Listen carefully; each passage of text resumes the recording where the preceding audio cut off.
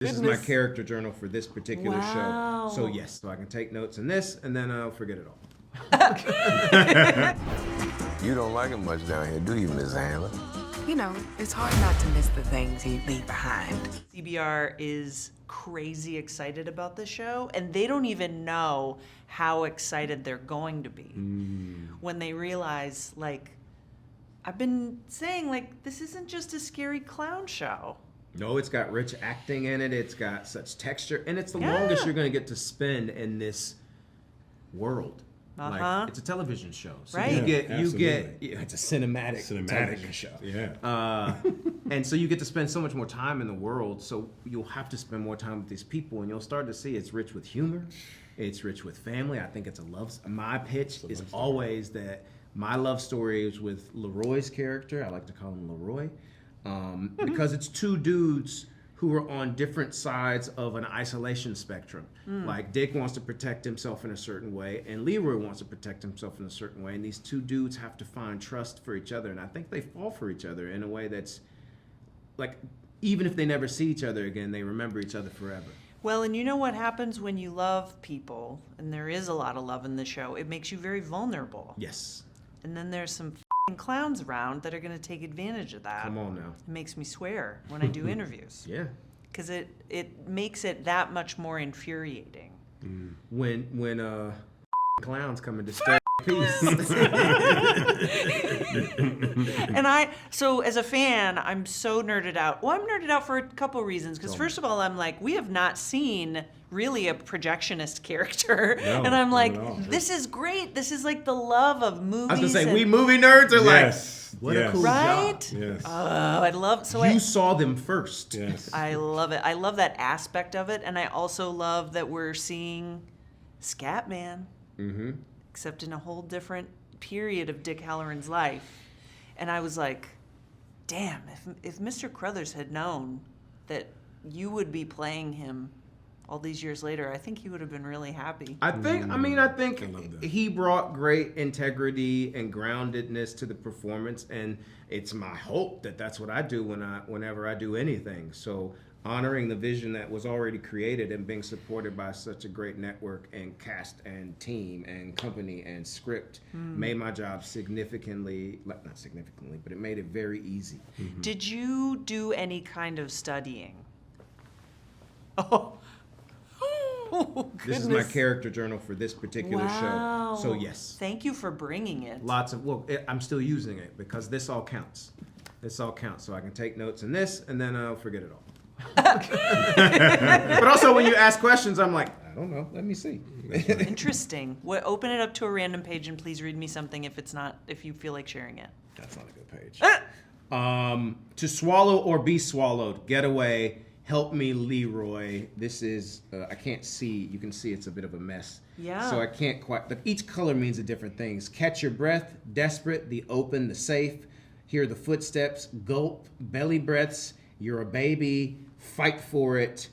And then there's a bunch of stripped, because this is a scene where he starts to, that was kind of an analogy I kept using. He came in with all this armor on, and as the show comes, he keeps getting stripped, whether it be by his own volition or by him being invaded. He just keeps getting stripped and stripped, and how raw that feels is how we move through this book.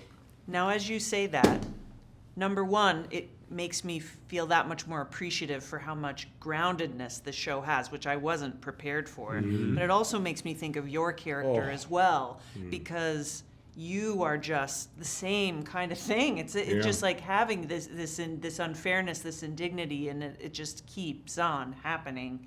Like, what is that like for you as a performer to go through on set day after day? I mean, it seems very emotional. It does. Ooh, yeah. I will say that having a child, like, you know this, but sometimes I just talk and I'll be like, woo, and just start crying because I'm like, what has happened to me?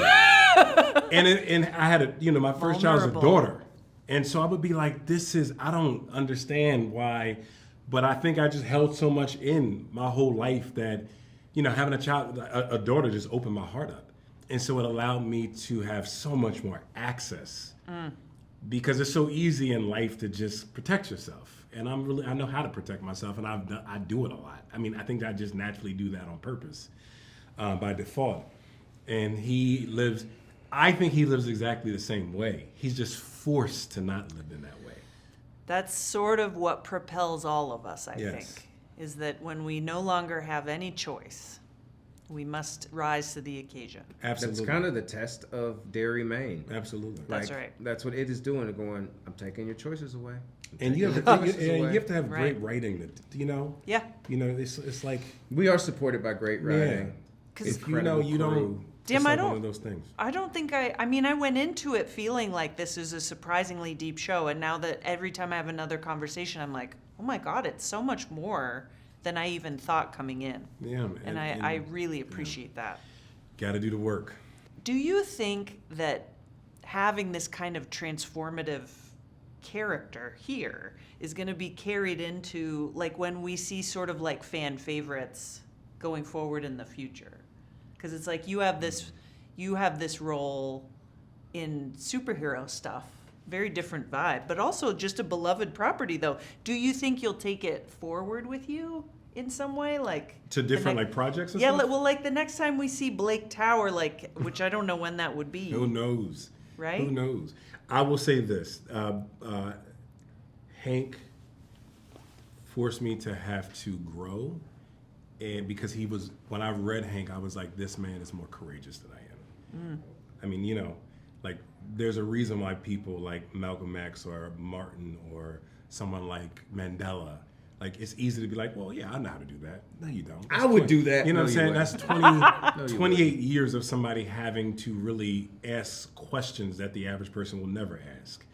And so Hank forced me to ask questions and have to live with those questions, and then live with those questions, then live with those questions in a way that is, I don't have to in my daily life. Sure. And I mean, as an audience member too, I feel the weight of it secondhand, which makes it's like, and it, by the way, it is a clown show, but it's not at all. But it's not. And I Not think, even a and little. also, let's be very clear, right? Our imagination is our imagination. So we create these things, and humans are great at creating stories. This is how we've survived, but everything is universal. And so I can't get into, I don't know how to create that, but I can, if I work hard enough and let go and I remain open and vulnerable, I can touch into humanity, into the collective consciousness. That's my job. I'd even say that's your job. Yeah, that's my job. And Yeah. if I do that, if we do that, then we get a chance to see ourselves and hopefully see people see themselves too. Hello? Oh, hi. I'm Rich, by the way. Will.